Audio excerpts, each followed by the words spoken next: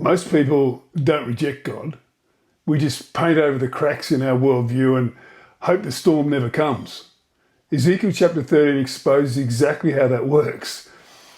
People claiming to speak for God while actually speaking their own ideas.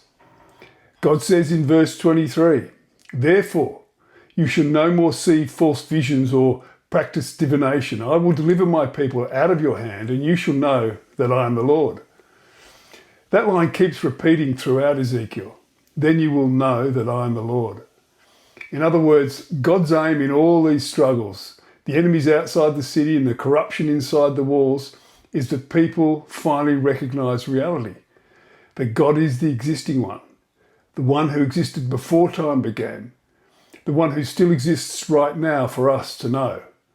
So God exposes the tricks and the false prophets and what they were using. In verse 18, they were selling little magic charms and amulets, spiritual shortcuts that promised protection. And then there's the famous image of the whitewashed wall. In verse 15, "Thus will I spend my wrath upon the wall and upon those who smeared it with whitewash. The wall is no more, nor those who smeared it." The picture is simple. The wall was already weak and cracked, but instead of fixing it, they painted over the cracks to make it look strong. It's a bit like what we still do today. We dress up our own ideas as if they're God's ideas. We paint over fragile beliefs with spiritual language. But eventually reality arrives like a storm, and when the storm hits, the wall collapses and the paint can't save it. The point of the chapter isn't humiliation, it's clarity. God strips away the illusions so that what remains is Him.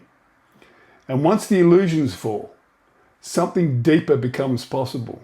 We can finally begin relating to Him in reality as He actually is, the eternal, infinite source of all existence. Remember, a chapter a day keeps the meaningless away.